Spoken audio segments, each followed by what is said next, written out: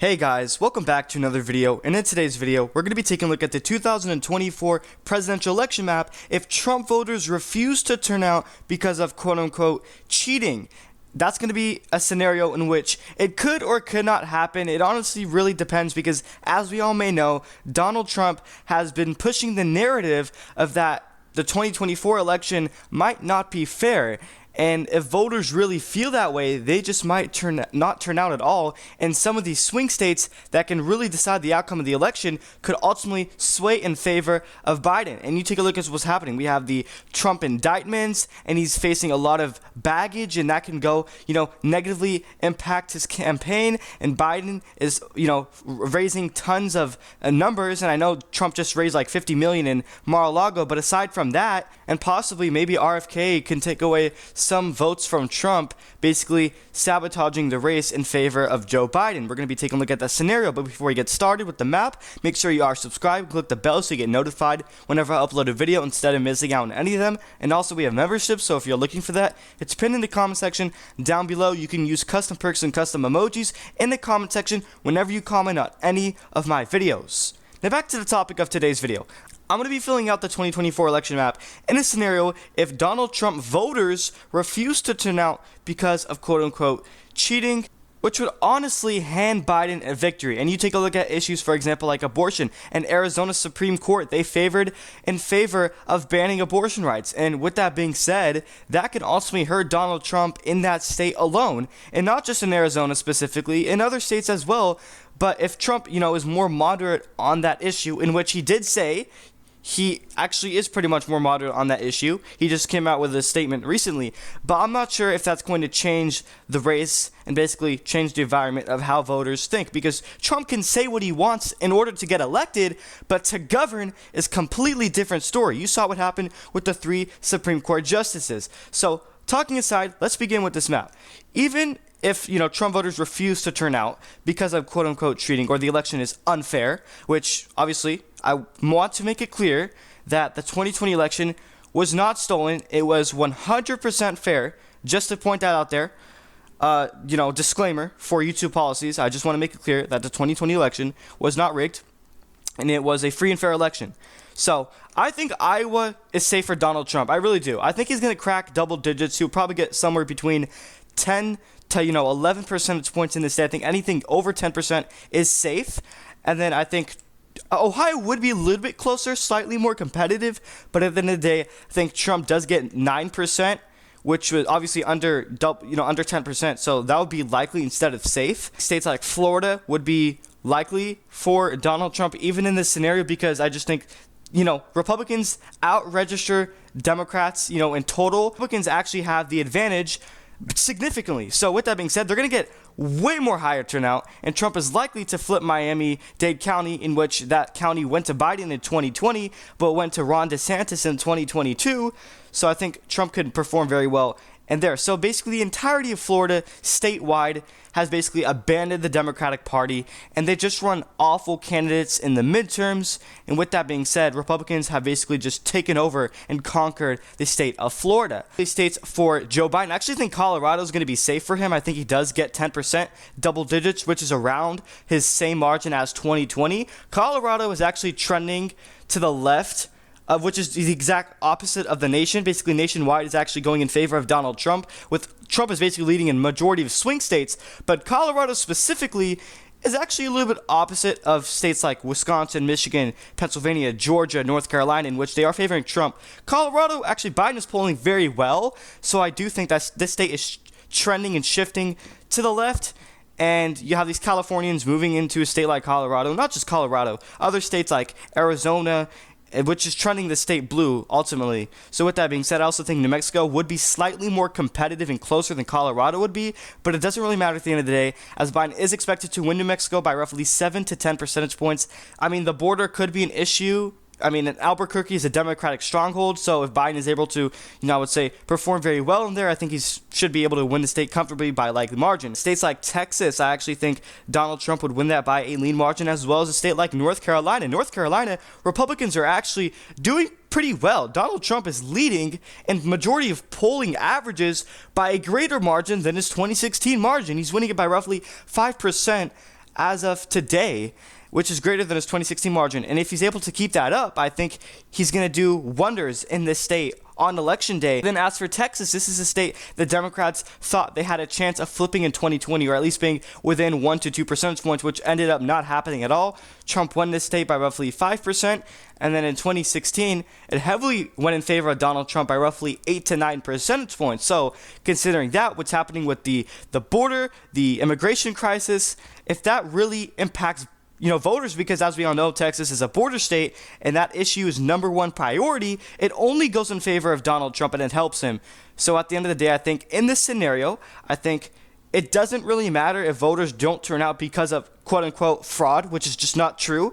The election's going to be fair, obviously. For YouTube policies, I just want to make that clear. So I think Trump wins it by 6 percentage points, which is, basically a comfortable margin. The lean states for President Biden is going to be Virginia. I think that would be lean for him. I think Minnesota would also be lean, as well as a state like New Hampshire would also be lean for Joe Biden. And I forgot to fill out Maine's 2nd congressional district. Donald Trump is obviously going to win that by a comfortable margin at the end of the day. So as for Virginia, as we all know, if you do not know, actually, the governor there, Glenn Youngkin, endorsed Donald Trump. And keep in mind, that governor is very popular. I believe he's sitting at somewhere 58% approval rating. So considering that, maybe that endorsement can go in favor of Donald Trump, which would make the state narrow, and closer. But still, considering that Biden won it by double digits of around 10% in 2020, goes to show you that this state is still a very, very blue bellwether state. But at the end of the day, I do not see Biden winning the state by more than 7%. So I think he wins it by 6% this time around. But keep in mind what happened with January 6th and the insurrection. It happened in this state, D.C., obviously. So with that being said, it might not go in favor of Trump, but considering that he got endorsed by the governor there, that could only help him in the long run to narrow up the race, tighten up the race. But at the end of the day, it's not going to be enough to outcome, all of the outlast Trump is facing. And then considering the indictments, considering his stances on abortion, which, like I mentioned earlier, he is trying to be more moderate. And like I mentioned, it's honestly whatever gets him elected is what he says. It's not what he actually thinks. But in my opinion, obviously, Trump is actually pro-choice because he's been pro-choice majority of his life. And in the past, he's always been pro-choice. But, he says what he wants to get elected. And then to actually govern when he is president, he does the complete opposite. I think we all know this by now. And then a state like Minnesota, I actually think would probably go to Biden by roughly 5 percentage points. This is a state that he won by 7% in 2020. And a lot of that support had to do, it came in from places like Minneapolis, BLM, he had a lot of that momentum. So considering that we're not going to be having what, BLM, I think a lot of that support might not turn out for him this time around. But in a scenario in which a lot of these Trump voters don't turn out because of the theory of voter fraud, which is just not true, then I think that would go in favor of Biden. And Biden is expected to perform very well among white suburban women. If that's the case, that's only going to help Biden in the long run, but I don't expect him to crack his 2020 margin. I think it will be a little bit closer, but not as close as it was in 2016. And then a state like New Hampshire, they basically vote in the same direction as Minnesota. These two states basically pair up. You take a look at 2016, for example. Both of these states went to Clinton by 2%. In 2020, both of these states went to Biden by 7%. So they basically have the exact same margins. So I both have Minnesota and New Hampshire by around 5%. That's the margin for Joe Biden in this year's election cycle. And now the tilt states for Donald Trump in a scenario in which a lot of his support does not turn out because they're, the fear of the election not being fair, so there's just no point. In which you can make a case, you can argue that with that being said, it would actually get more voters to the polls and it will bring enthusiasm among the Republican base. You can make that claim, but this is just a scenario in which that does not end up happening and it only goes in favor of Biden. And obviously if RFK, hurts Donald Trump, I think Georgia can get very close as it was in 2020. But at the end of the day, no matter what the scenario is, doesn't matter what we're taking a look at, I honestly do believe that Trump is going to flip Georgia in 2024. I think it's one of his easier flips. Keep in mind, this is a state that barely went to Biden by like 0.2%, which is only 11,000 votes. But don't get me wrong, that's very good for any Democrat winning a state like Georgia, which usually favors Republicans on the general election level. So considering that the margin was just so close, so narrow, I just don't see Biden winning it again in any case. So I think Trump wins that by roughly, I would say, 2% in this scenario. And then another tilt state for Donald Trump is going to be Wisconsin. I think regardless if his base does or does not turn out on the issue of, I would say, election interference, it doesn't matter. I still think Wisconsin is going to Trump in 2024 because this state overall is just shifting to the right. Donald Trump is performing very well in polls, and polls suggest exactly that Trump is going to win the state in 2024, and he's having, these leads. And actually, this state is closer than Michigan, in which Michigan, Biden is performing worse than he is in Wisconsin, which is kind of odd considering that it's usually the opposite. You would see Wisconsin voting to the right of a state like Michigan, but considering what's happening with 100,000 people voting uncommitted, it kind of makes sense at the end of the day.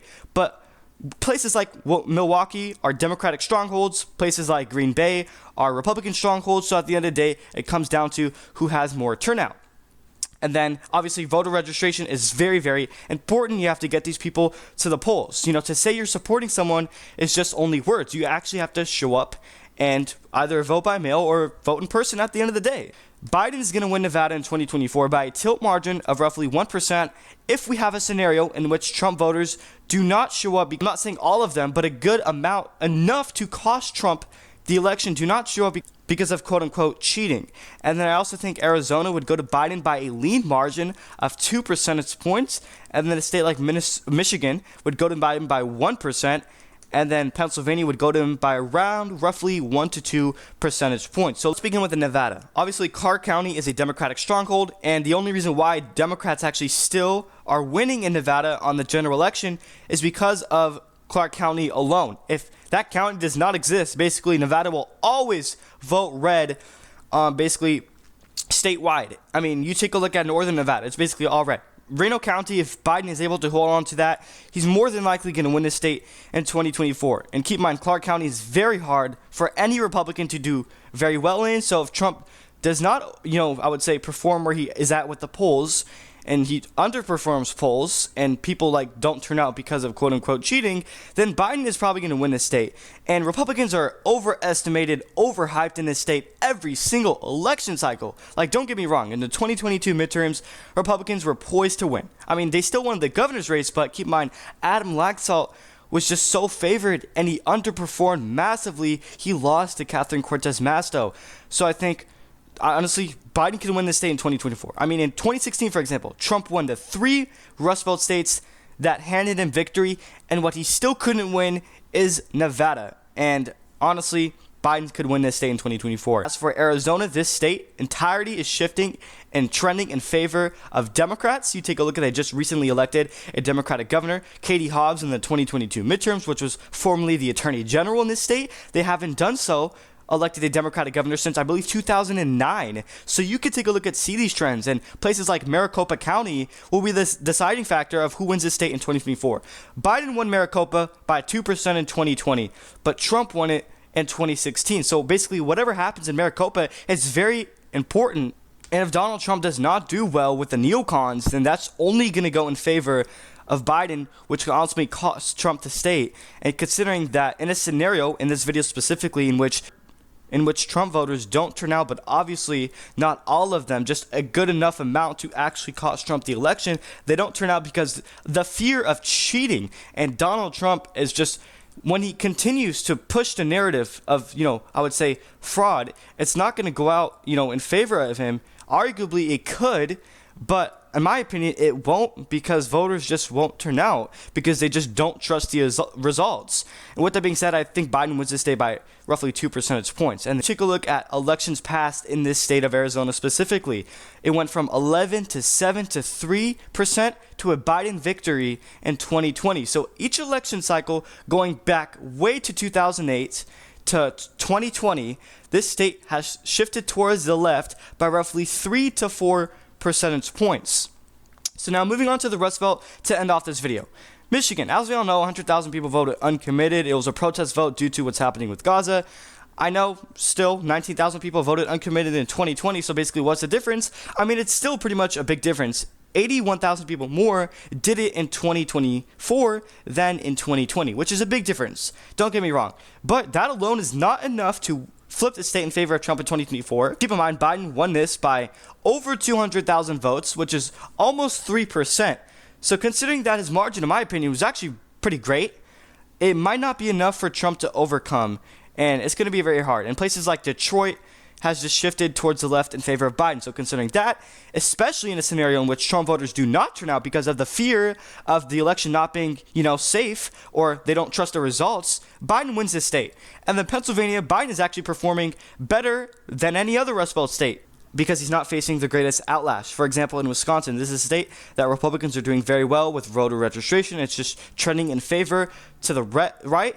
And then in Michigan, you see what's happening. 100,000 people voting uncommitted. So who the hell knows what's going on in there? But in Pennsylvania, I mean, it's not looking too bad for Biden. So I think he can win it by roughly 1 to 2%. Keep in mind, he won the state by 80,000 votes in 2020. I mean, he might not get the same margin. It could get very close and narrower. I mean, 1% already is pretty close, but if Biden is able to overperform what the polls are saying in Philadelphia or the Pittsburgh suburbs, I think he can do very well. And if he's able to hold on to Erie County, which keep in mind was a Trump county in 2016, but flipped to Biden in 2020, I think he could win this state. So at the end of the day, Biden wins 277 electoral votes to Donald Trump's 261. Keep in mind, I did not fill out Maine's 2nd Congressional District. I forgot. So that's actually 261 electoral votes for Donald Trump in a scenario in which Trump voters actually don't turn out because of the fear of basically they refuse to turn out because of quote-unquote cheating, which at the end of the day, go out and vote. Disregard what's going on with 2020. Just disregard that and make sure you turn out. Because if you don't, I mean, you have no right to complain. Let me know your thoughts on the overall map, and do you think that it is a possibility in which enough people don't turn out because they fear that the election won't be fair? Before we end out the video, one last final reminder is to subscribe and click the bell so you get notified whenever I upload a video instead of missing out on any of them. And also, we have memberships, so if you're looking for that, it's pinned in the comment section down below. We have custom perks and custom emojis that you can use in the comment section whenever you comment on any of my videos. Thank you, everyone.